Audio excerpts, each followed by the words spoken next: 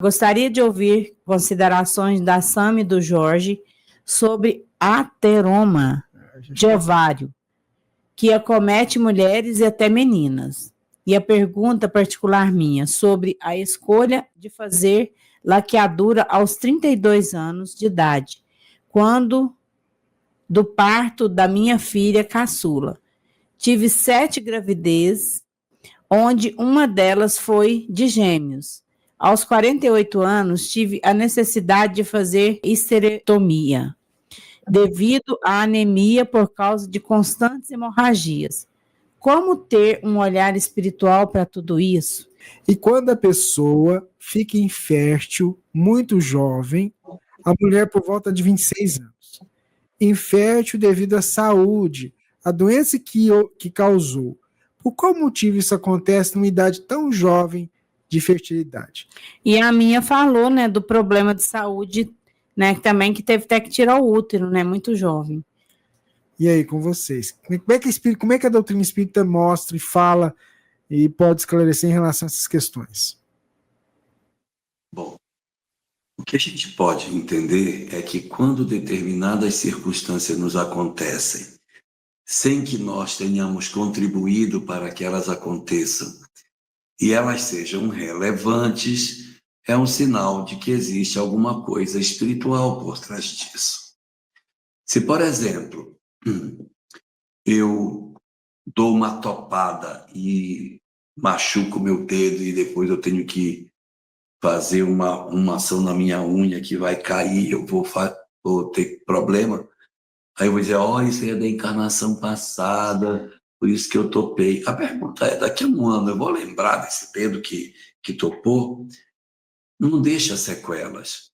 Então, as coisas que não têm graves relevâncias na existência, elas podem estar se dando sem nenhum ascendente espiritual. Mas as coisas que acontecem, que são significativas para a existência, a gente vai ter que ter um olhar voltado para uma causa, se não no presente, no passado. Caso específico aí que foi citado das 2 mães que se tornaram estéreis, ou melhor, inférteis, numa idade muito jovem, existe diferença entre infértil e estéril, tá, gente? Estéril é aquela que não tem condição de ter filho, de jeito nenhum, não tem. E infértil é quem não consegue conceber, mas eu posso tirar um óvulo e implantar na outra mãe, eu posso tentar uma fertilização in vitro, isso é infértil. Estéril é não tem ovário, não tem útero, não tem óvulo, então não pode nunca ter filho porque não tem a célula. Muito bem, então ela ficou infértil em função de um adoecimento. Beleza. E que pode ser isso? Se isso é relevante para a existência, então eu tenho uma causa maior. Pode estar no presente, pode estar no passado. Eu posso ter tido alguma prática sexual que pode ter deflagrado do meu organismo um adoecimento que provocou a perda de uma função reprodutiva. Então, está em mim aquilo que aconteceu. Não parece ser o caso. Parece ser um caso em que elas não contribuíram e simplesmente as doenças se manifestaram. Ou seja, a causa não está no presente. Então, se é relevante a causa não está no presente, a causa está no passado.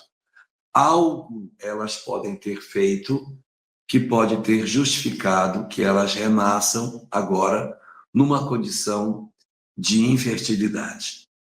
O que pode ser? 3 situações podem se dar. Como todas as demais ocorrências da vida, com exceção da doença mental, isso pode ser prova, pode ser expiação, pode ser missão. Uma pessoa pode ter uma infertilidade como prova.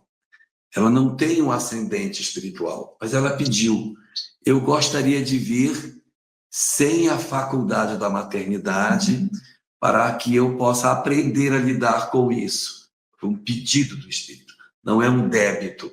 Eu quis. Como eu posso decidir, essa encarnação eu quero não casar, esta encarnação eu quero ser professora, essa encarnação eu quero nascer no Brasil. Eu pedi. Quando a gente pede sem ter uma forte justificativa por um equívoco do passado, não é expiação, é prova. O Espírito pediu para o seu aprendizado. E a condição de não maternidade, que parece ter sido a tônica...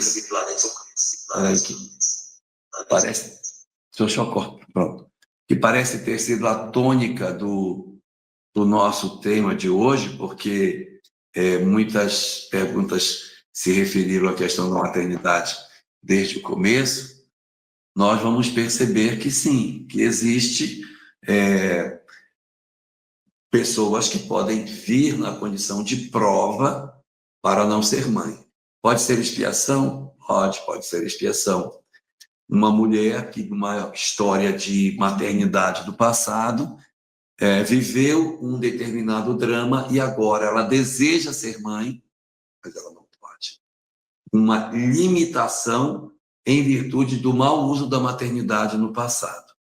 Isso também é uma possibilidade, com bastante frequência acontece.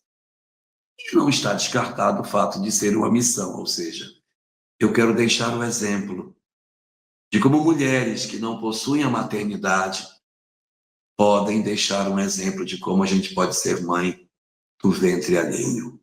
Então, existem mulheres que são inférteis, mas que adotam. Maria de Magdala era infértil, deixou um legado extraordinário de amor, mesmo não sendo mãe. Então, existem missões que podem ser cumpridas para deixar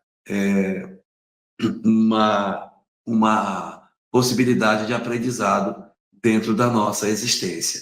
Então, aí, respondendo à pergunta das duas histórias que foram citadas, pode ser uma prova, pode ser uma expiação e pode ser uma missão. Como não tem causas no presente, as causas, se forem espirituais, estão relacionadas a um passado.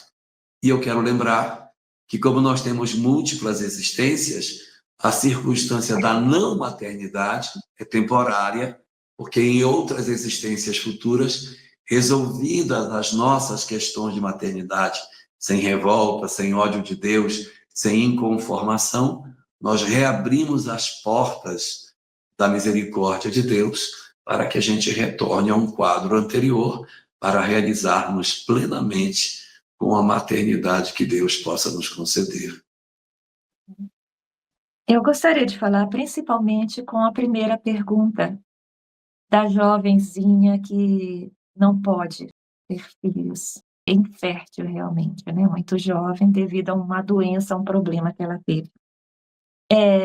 Conta-se no mundo espiritual, nos registros do mundo espiritual, que Jesus foi procurado, certa vez, por uma jovenzinha. Essa jovem, ela chegou até Jesus para abrir-se realmente e mostrar a vida que ela levava. Uma vida realmente muito, no caso dela, muito desequilibrada no campo da sexualidade. Essa jovem, ela é conhecida como Maria Madalena, Maria de Magdala. E ela vai para Jesus dizendo: Senhor, eu sou uma pecadora. E aí se desenvolve um diálogo, onde ela mostra que ela achava que não era amada por Deus, por conta da vida. Jesus resgata a amorosidade de Deus e apresenta Deus como Pai para ela. Ela coloca que ela sempre buscou ser amada, mas na verdade era o amor na visão do mundo, de ter vários parceiros, mas nunca se sentiu amada e tem sede de amor. E ele faz para ela a proposta que, ao invés de ela buscar ser amada com o amor da ilusão do mundo, ela busque amar. Mas mesmo assim ela ainda estava angustiada. Então Jesus conduziu-a num diálogo extremamente habilidoso, está no livro Boa Nova, até que ela diz para ele: ai de mim que não posso ser mãe. Então ela diz que tem o ventre estéril, uma jovem que nunca conseguiu engravidar e que tinha esse sonho e não contava para ninguém. E ela desaba chorando. O que Jesus fez? Ah, isso é que tu aprontou na encarnação passada, isso é por causa da vida. Não, ó. Sabe o que Jesus fez, segundo as tradições do mundo espiritual? Ele aproximou-a dele, deu um terno abraço e disse: Maria, quem é maior aos olhos de Deus? A mãe que cria os filhos do próprio ventre ou a mãe de que cuida dos filhos de outras mães que não existem mais dos órfãos? E se acende nela uma nova alegria. Ele não disse que ela não poderia ser mãe, porque mesmo nós não podemos engravidar, nós podemos ser mães. Existem muitos órfãos de amor do mundo. Tanto crianças, como jovens, como adolescentes, como idosos, como pessoas carentes totalmente de um colo materno. Pessoas que cometem atrocidades porque nunca souberam o que é o amor materno. Então, esse é o convite divino. Sim, muitas vezes uma limitação dessa natureza, principalmente quando nos vem a ânsia da maternidade, que a mulher sabe, isso aparece assim, né? E nós não conseguimos gerar uma criança, isso machuca. E é natural esse processo de luto que a gente passa pela perda desse sonho. Mas o convite de Deus, o convite divino, é para que a gente use, que a gente não enterre esse talento que é a nossa maternidade, a nossa energia maternal, mas que use e multiplique isso, observando o que eu vou fazer com esse amor que eu tenho.